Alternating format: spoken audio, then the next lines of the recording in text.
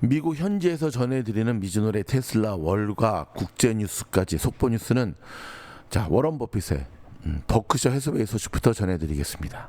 자 5월 4일 일요일이고요. 한국 시간으로 미국 시간으로는 5월 3일 토요일이 되겠습니다.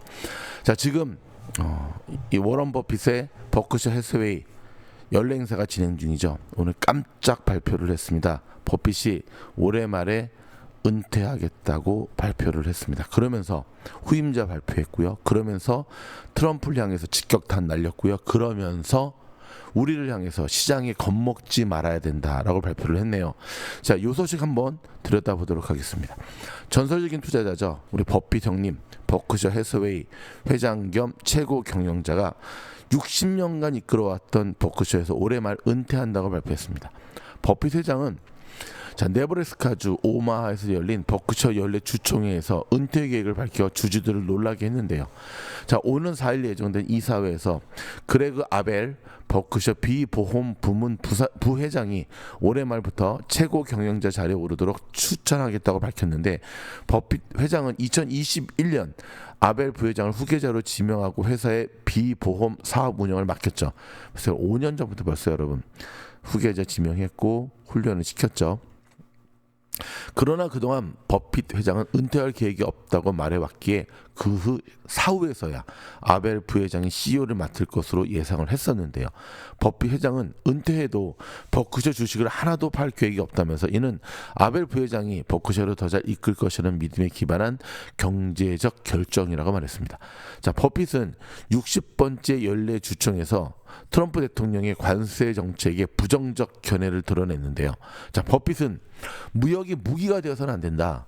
세계 다른 나라들이 더 번영할수록 우리가 손해보는 게 아니라 우리도 그들과 함께 더 번영할 것이라고 주장했습니다. 또 우리는 전 세계와 무역을 하려고 해야 하며 우리는 우리가 가장 잘하는 것을 하고 다른 나라들도 자기가 가장 잘하는 것을 해야 한다고 말했습니다. 이는 미국을 비롯한 각국이 비교 우위가 있는 제품의 생산과 수출에 집중하고 다른 나라가 상대적으로 경쟁력 있는 제품은 수입해야 한다는 의미로도 해석이 되는데요. 기업들이 미국에서 파는 제품을 전부 미국에서 만들도록 강요하기 위해 관세를 부과한 트럼프 대통령의 정책에 정면 반박하는 주장입니다. 자, 버핏은 지난달 증시에서도 나타난 기록적인 급락에 관해서는 본인이 버크셔를 인수한 뒤로 회사에 근본적인 문제가 없는데도 주가가 매우 짧은 시간에 반토막 난 일이 3번이나 있었다면서 지금은 극적인 베어마켓이나 그런 게 아니다라고 진단했습니다. 그는 이건 그냥 주식시장의 한 부분이라면서 시장이 하락할 경우에는 겁먹고 시장이 오를 때 흥분하는 사람이라면 주식시장은 참여하기 끔찍한 곳이다. 특별히 비판하려는 의도는 아니고 사람들이 감정이 있다는 걸 알지만 감정이 투자를 좌우하도록 해서는 안 된다고 당부했습니다. 다시 한번 제가 좀 풀이해드리도록 하겠습니다. 피바다장일 때는 겁먹는 거 당연하고 그냥 푸르른 초장이 막 치솟을 때는 모두가 환호하고 막 흥분되는 거 그게 사람인 것은 맞지만 그것을 비판하려는 의도는 없지만 그 감정이 투자를 좌지우지하도록 내버려서는 절대 안 된다. 그러니까 오늘 버핏이 우리에게 주는 충고였습니다. 자, 버핏은 도찌가 하는 일이 미국 경제에 장기적으로 미치는 영향이 긍정적이냐 부정적이냐는 질문에는 관료주의는 놀랄 만큼 널리 퍼져 있고 전염성이 강하다고 답했습니다. 자, 머스크 최고 경영자가 이끈 정부 효율부는 정부의 관료주의와 낭비성 지출을 줄인다는 명분으로 강도 높은 구조 조정을 추진하면서 각종 위법 논란을 일으켰죠. 버핏은 정부의 재정 적자가 지속 가능하지 않다면서 재정 적자 축소 조치를 두고 내가 하고 싶은 일은 아니지만 해야만 하는 일이라고 생각한다. 의회는 그 일을 안 하는 것 같다고 지적을 했습니다. 버핏은 자율주행차 같은 기술 발전이 버크셔의 사업에 미칠 영향에 관해 설명하는 과정에서는 핵무기 같은 대량 살상 무기에 대해 우려를 나타냈습니다. 그는 다이나믹한 세상이다. 그리고 우리가 가장 걱정해야 하는 건 불행하게도 우리가 세상을 파괴하는 방법을 배웠다는 것이라고 말했습니다. 이어 세상을 파괴할 수 있는 국가가 8개 있고 아마 9번째가 생길 텐데 이 9개의 국가 또는 9개 국가 중에 일부에는 내가 보기에 완벽하다고는 할 수 없는 사람들이 국가를 이끌고 있다고 평가했습니다. 그는 김정은 북한 국무위원장을 겨냥한 듯 북한에는 자기 머리 스타일을 비판하면 무슨 짓을 할지 모르는 남자가 있다면서 북한이 핵무기가 왜 필요한가로 물었습니다. 버크셔의 주총에는 오마이 현인으로 불리는 버핏의 투자 철학과 생각을 들으려는 투자자들이 매년 모이는데 특히 올해는 트럼프 대통령의 관세 정책이 일으킨 경제 불확실성 때문에 버핏의 견해에 관심이 쏠렸고 주총 첫날 행사에는 역대 최대인 19,700명이 참석했습니다. 버크셔는 올해 1분기 96억 달러의 영업이익을 기록했는데 이는 작년 1분기에 112억 달러 대비 14% 감소한 수치로 주요 투자 부문인 보험업의 실적 악화와 외환 손실이 원인이었다고 밝혔습니다. 버크셔의 현금성 자산은 작년 말 3,342억 달러에서 올해 1분기 말 3,477억 달러. 와. 하나로 약 487조입니다. 늘었고요. 버크셔는 실적 보고서에서 국제 무역 정책과 관세의 변화가 회사의 영업이익과 투자 자산의 가치에 부정적 영향을 미칠 수 있다면서 현재로서는 이러한 변화가 재무지표에 미칠 영향을 신뢰할 정도로는 예측하지 못한다고 밝혔습니다. 신뢰할 정도로는 예측하지 못한다. 자, 이상 여러분 지금 버크셔 해서웨이의 주총에 대한 이야기들을 전해드렸습니다. 그럼 트럼프 취임 100일 동안에 최대 수혜주가 어떤 종목인지 아십니까? 아쉽게도 테슬라가 아니라 팔란티어였습니다.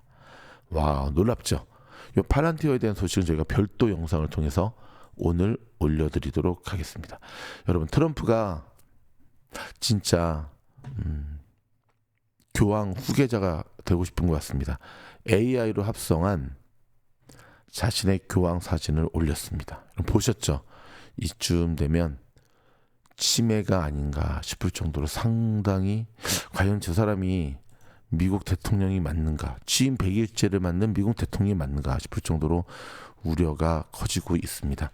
그런 가운데 트럼프가 마이크 왈츠 국가안보보좌관을 전격 경질했습니다. 그 배경에는 이란의 핵무기 개발을 막기 위해 무력까지 사용하느냐는 문제를 둘러싼 정책적 충돌이 있었다고 워싱턴 포스트지가 보도를 했는데요. 보도에 따르면 왈츠는 지난 2월 베냐민 이스라엘 총리가 트럼프 대통령과 회담하러 백악관을 방문했을 때 트럼프 대통령을 화나게 했습니다. 당시 네타냐후 총리는 이란의 핵시설을 공격할 때가 됐다고 굳게 믿고 있었는데 왈츠 또한 네타냐후 총리 생각에 동조하는 것처럼 보였기 때문입니다.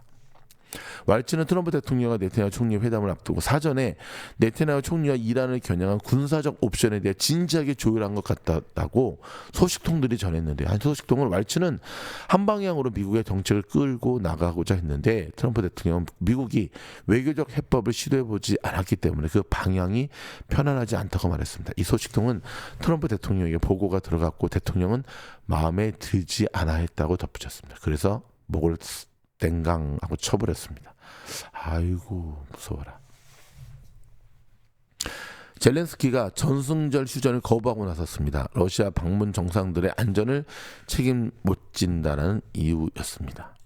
여러분 제프 베이조스가 향후 1년 동안 6조 6천억 원어치의 아마존 주식을 판다라고 이야기했습니다. 조금 들여다보도록 할까요?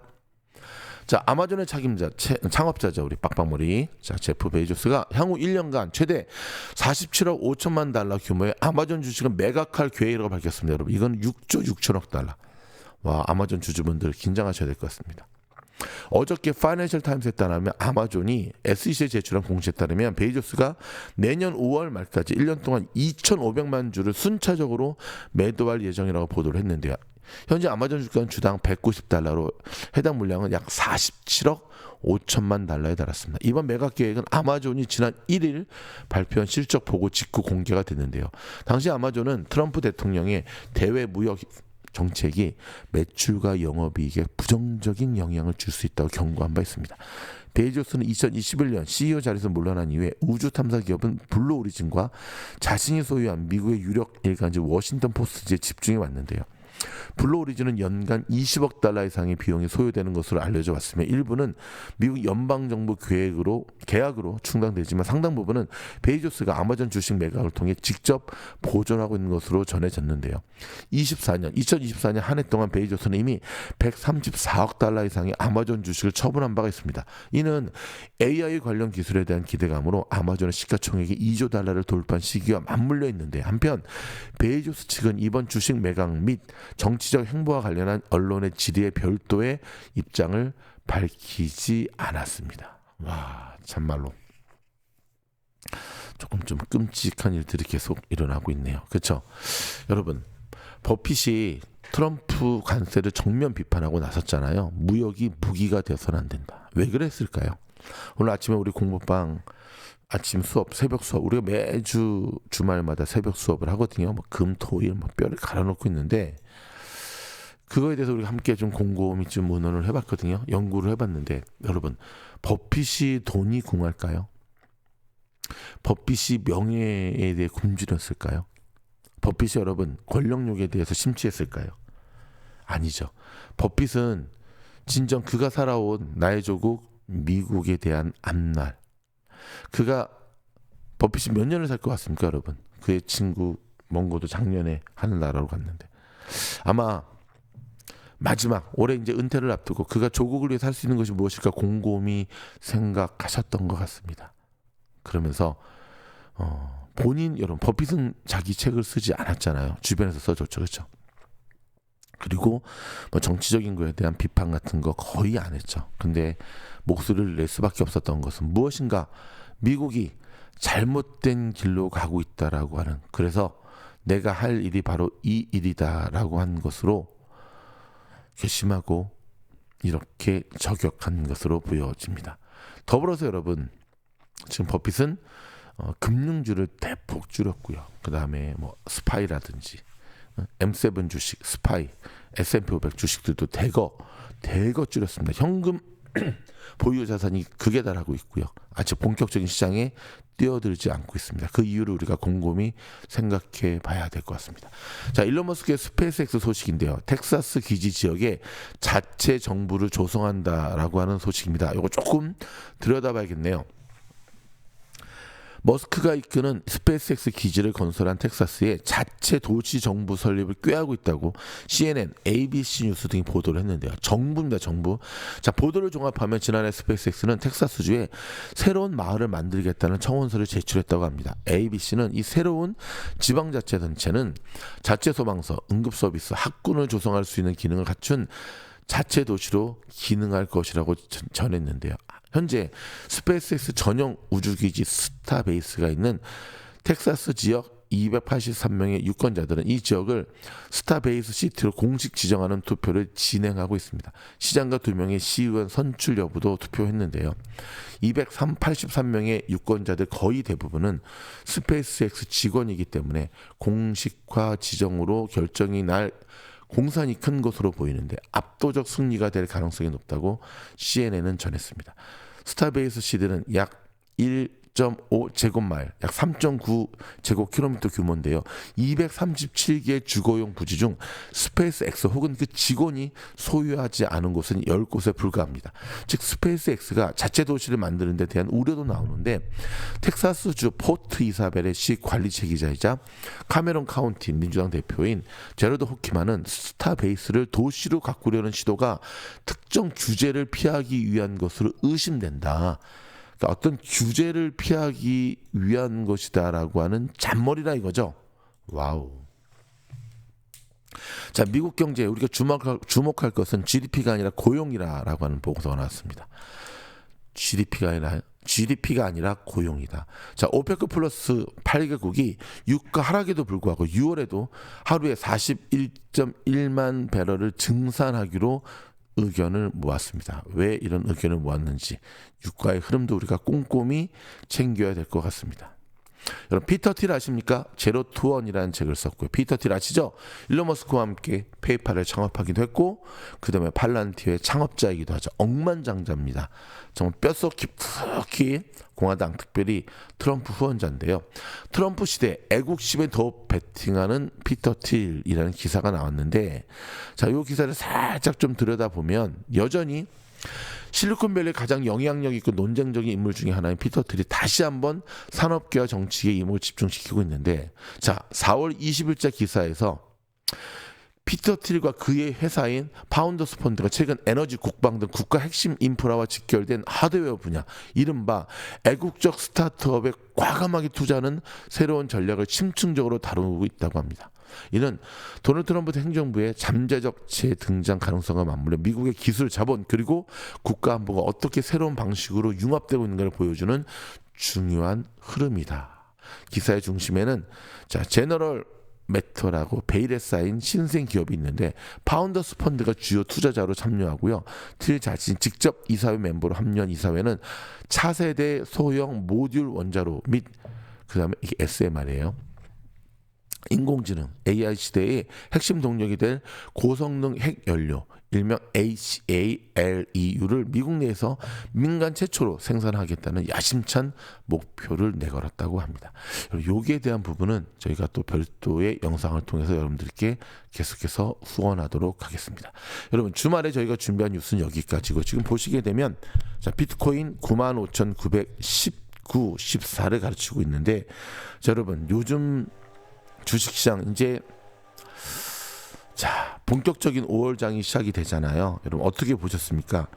자 지금 보시게 되면 여러분 시장이 결코 녹록지 않다라는 것을 알 수가 있는데요. 확실히 아직 시장의 방향성이 잡히지 않는 가운데 불확실성은 점점점 커지고 있거든요. 자 이런 가운데는 여러분 전통적인 트레이딩 투자로 들어가셔야 되는데 미주노 공부방은 바로 이런 트레이딩 투자에 좋은 배움의 기회가 될 것입니다. 최근에도 저희 VIP 멤버십 가입하신 이후에 저희 공부방 지원해 주시는 학생들 정말 많은데요. 감사드리고요. 다시 한번 저희 VIP 멤버십 가입하기 원하시면은 저희 공부방에 가입하기를 원하시면 VIP 멤버십 가입한 이후에 영상 하단에 보이시는 공부방 지원 링크 클릭하고 오시면 제가 여러분들을 맞이하도록 하겠습니다. 그럼 여러분 주말 푹 쉬시고요. 다음 영상에서 뵙겠습니다. 고맙습니다.